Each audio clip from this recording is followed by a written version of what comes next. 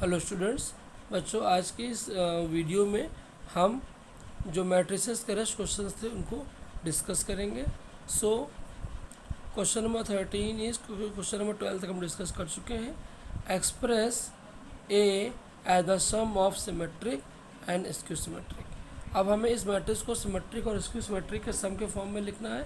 तो पहले हमने क्या किया, ए का ए डैश निकाले। ए डैश का मतलब हमने रो को कॉलम में इंटरचेंज, पहली रो को हमने पहला कॉलम बना दिया, दूसरी रो को हमने दूसरा कॉलम बना दिया और थर्ड रो को हमने थर्ड कॉलम बना दिया। अब हमने ए और ए डैश को ऐड करा लिया तो ये मैट्रिक्स हमें मिल गई।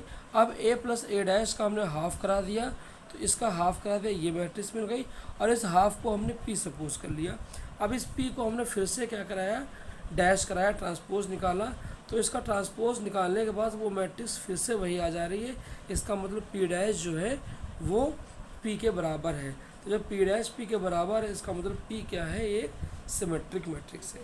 सिमिलरली एक बार हमने ए में ए डैश माइनस कराया, माइनस कराने पे ये है, ये ए डैश है, माइनस कराने पे हमें ये मैट्रिक्स मिल गई।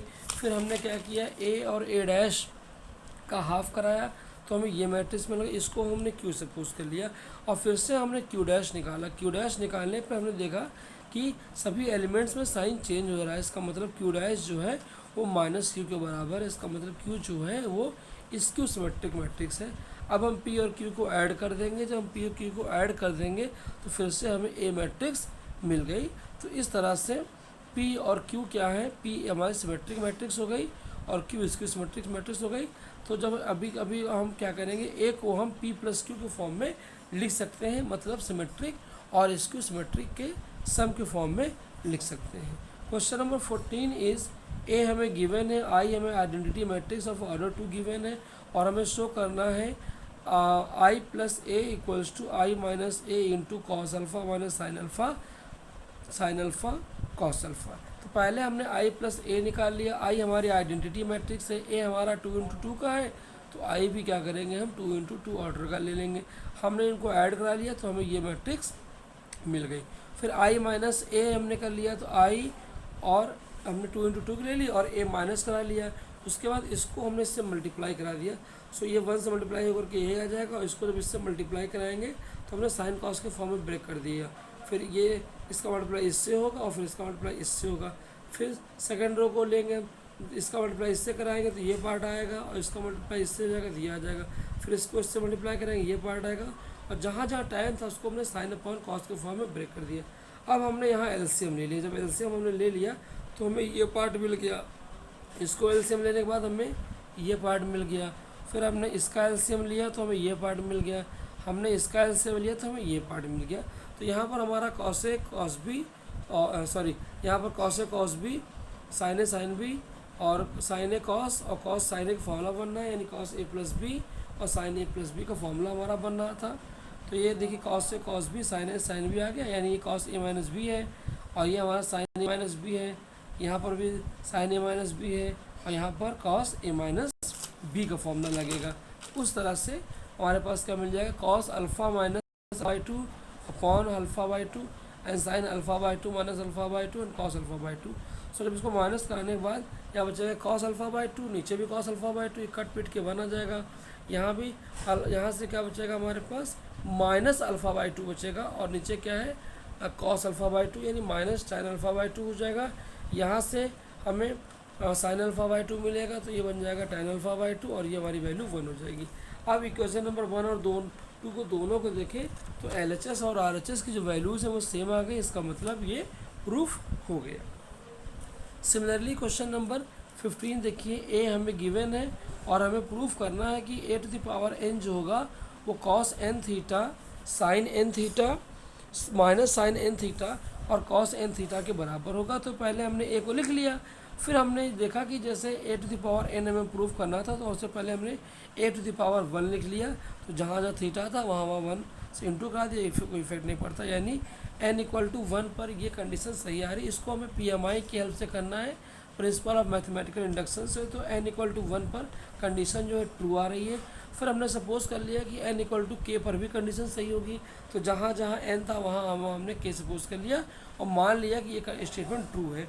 फिर हमने n equal to k plus 1 पे चेक किया तो ए, जब n की जगह हम k+1 रख देंगे तो इसको ले सकते हैं a into A to the power k। अब a ये हो गया और a to the power k हम पहले से ऊपर से ले के यहाँ वैल्यू पुट करा दिया। हमने दोनों को मल्टीप्लाई कराया।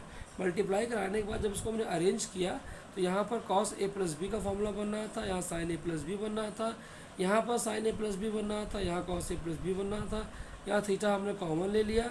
सो cos k+1 theta sin k+1 theta minus sin k+1 theta and cos k+1 theta हमें मिल गया। तो हमें ये दिख रहा है कि जब हम यहाँ पर हमने पावर a की पावर k+1 कर दिया तब भी हमें एंगल में k+1 मिल रहा है। That means it is also true for n equal to k+1। So for by with the help of PMI हम लिख सकते हैं कि अगर a की पावर जब a इक्वल टू k पे सही था, a इक्वल टू k+1 पे सही था, so a equal to n पर भी डायरेक्ट थीटा में n से मल्टीप्लाई हो जाएगा। क्वेश्चन नंबर 16 देखिए, using elementary transformation find a inverse. Elementary transformations में सबसे पहले हम a equal to I A लिखते हैं। आई यहाँ पर आइडेंटिटी मैट्रिक्स, सर इसका ऑर्डर वही होगा जो ए का ऑर्डर होगा। तो हमने ए को एज इट इज लिख लिया और यहाँ पर हमने आई लिख लिया, ए को हमने एज इट इज लिख लिया। अब किसी तरह हमें इसको आई बना देना है। जब ये आई बन जाएगा तो इसकी वैल्यू 1 हो जाती है, तो 1/a इधर आ जाएगा तो ये ए इनवर्स की वैल्यू हमें मिल जाएगी। अब इसको आई बनाने के लिए डायगोनल वाले एलिमेंट 1 1 होने चाहिए और बाकी एलिमेंट जो है वो 0 होने चाहिए। तो पहले हमने इसको 0 कराया। ये 0 कब होगा? अगर हम इसका डबल यहाँ माइनस कर दें तो ये 0 हो जाएगा और इसका डबल यहाँ ऐड कर दें तो ये 0 हो जाएगा। इससे हमने क्या लिखा, R2 tends to R2 minus 2R1 तो ये 0 हो जाएगा और R3 tends to R3 plus 2R2 तो ये 0 हो जाएगा। जो ऑपरेशन हमने यहाँ लगाया वही ऑपरेशन हम यहाँ भी लगाते हैं। तो ये देखिए 0 हो गया और यहाँ भी हमने क्या किया, R2 में से R1 का डबल माइनस कराया और R3 में R1 का डबल ऐड करा दिया। अब उसके बाद हम ये देखा कि ये डायगोनल हमें 0 मिल गए, डायगोनल 1 आ रहा। अब हमें ये और ये 0 करने हैं। जब हम इसको 0 करेंगे, ये 0 तभी होगा जब हम सेकंड रो में से थर्ड रो माइनस करा दें। सो R2 माइनस R3 करा दिया हमने। इस रो में से जब इसको माइनस कराया तो ये 0 हो गया। सिमिलरली यहाँ भी इसमें माइनस कराने पे हमें ये मिल जाएगा। अब हमें ये और ये 0 चाहिए। फिर हमने क्या किया, R1 में R2 का डबल माइनस करा दिया। सिमिलरली यहाँ भी माइनस कराया तो R1 यहाँ पर 0 हो गया, ये एलिमेंट 0 हो गया। सिमिलरली यहाँ भी माइनस कराएंगे। अब हमें ये भी 0 कराना है। ये 0 तब होगा जब R1 में हम R3 का ट्रिपल माइनस करा दें। इसका ट्रिपल जब हम माइनस करा देंगे तो ये 0 हो जाएगा। तो इस तरह से देखिए यहाँ पर भी ये भी 0 आ गया। अब इसकी वैल्यू 1 होती है तो ये 1 हम ए इधर ले आएंगे तो 1/a आ जाएगा, यानी 1/a ए इनवर्स होता है। तो ये जो वैल्यू मिल गई हमें ए इनवर्स की मिल गई। सिमिलरली क्वेश्चन नंबर 17 में भी आपको ए इनवर्स ही निकालना है, वो आप क्वेश्चन नंबर 16 की तरह कर लेंगे। और क्वेश्चन नंबर 18 जो है वो क्वेश्चन नंबर सेम 12 की तरह है। सो आप क्वेश्चन नंबर 12 की हेल्प से कर सकते हैं। अब हम डिटर्मिनेंट को डिस्कस करेंगे क्योंकि जो हमारा मैट्रिक्स का असाइनमेंट था वो फिनिश हो चुका है। सो डिटर्मिनेंट में जो क्वेश्चन नंबर 1 हमारे पास था कि हमारे पास 2 डिटर्मिनेंट्स दिए गए हैं और हमें ये बीच में इक्वल टू का सिंबल भी लगा हुआ है और हमें यहाँ से एक्स की वैल्यू निकालनी है। तो हम डिटर्मिनेंट को सॉल्व करेंगे। डिटर्मिनेंट को जब हम सॉल्व करते हैं सो हमें डायगोनल वाले जो एलिमेंट्स होते हैं उनमें मल्टीप्लाई करके और बीच में माइनस लगा देते हैं। तो 2 × x 2x स्क्वायर हो जाएगा और माइनस 8 5 जा 40 हो जाएगा। सिमिलरली 6 3 जा 18 हो जाएगा और 7 2 जा 14 हो जाएगा। बीच में माइनस लगा दिया हमने। अब ये 40 इधर आके प्लस हो जाएगा। 72 इधर 2 था तो 2 से डिवाइड कर दिया हमने तो ये 36 आ गया। अब यहाँ एक्स स्क्वायर था हमारे पास, एक्स निकालने के लिए हमें 36 का रूट निकालना पड़ेगा। तो जो एक्स की वैल्यू जो आएगी वो 6 हो जाएगी। Question number 2, for what value of x the matrix is singular matrix.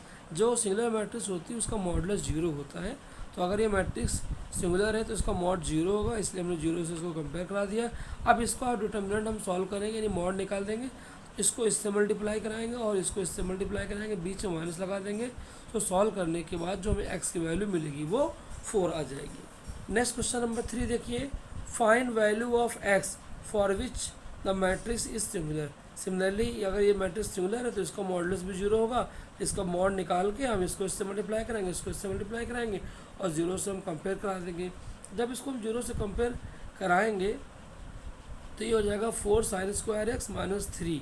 अब यहाँ से इसको भेज देंगे तो हो जाएगा 3/4। अब साइनस की वैल्यू जो दो आएंगी, एक आ जाएगी प्लस माइनस √3/2, बट जो वो रेंज दी गई है वो π/2 से पाई के बीच में दी गई, यानी हम 60 नहीं ले सकते हैं। सो जो नेक्स्ट आंसर आएगा वो हमारा क्या हो जाएगा, 120 पे जो ये वैल्यू फिर से यही आएगी। तो इसका मतलब है कि जो वैल्यू आ जाएगी वो 2π/√3 क्या होगा, इसका एंगल होगा। Next question, question number 4, let A be the square matrix of order 3×3, write the value of mod of 2a। Mod of 2a में निकालना है, तो यहाँ पर square matrix of order n है। सो मॉड ऑफ 2a जो होगा वो 2n मॉड ऑफ a के बराबर हो। यहाँ पर n ऑर्डर जो है 3 है, सो 2⁻3 8 होता है। और मॉड ऑफ a हमें 4 गिवन है, तो 8 4 32 इसका आंसर हो जाएगा।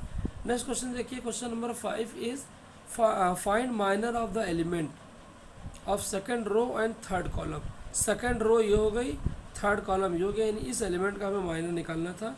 सो m2 निकालने के लिए जब इसका एलिमेंट निकालेंगे तो इस रो और इस कॉलम को हम छोड़ देते हैं, बचा क्या हमारे पास 2 -3 1 5।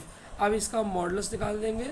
सो 2 5 = 10 और बीच में माइनस होता है इसलिए -3, तो 13 इसका आंसर आ जाएगा। नेक्स्ट क्वेश्चन नंबर 6 देखिए, फाइंड द कोफैक्टर्स।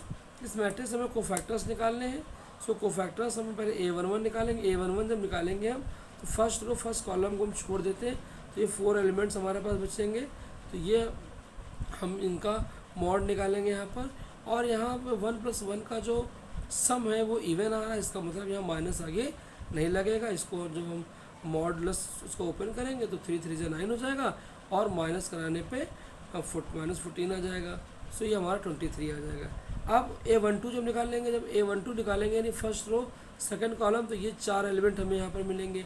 अब a13 जो है 1 + 3 का सम जो है वो ऑड आ रहा है, इसका मतलब यहाँ माइनस का साइन लगेगा, क्योंकि जब भी माइनस में हम -1 की पावर i + j लिखते हैं तो i + j क्या होता है, रो कॉलम का सम होता है। तो i + j अगर इवन होगा तो हम वहाँ पर साइन नहीं लगा रहे हैं, जहाँ पर i + j ऑड होगा तो वहाँ पर हम माइनस अप्लाई कर रहे हैं।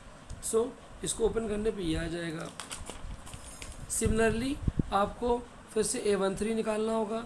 अब a13 यहाँ पर 1 + 3 का सम 4 इवन आ रहा है, इसलिए माइनस नहीं लगाया हमने।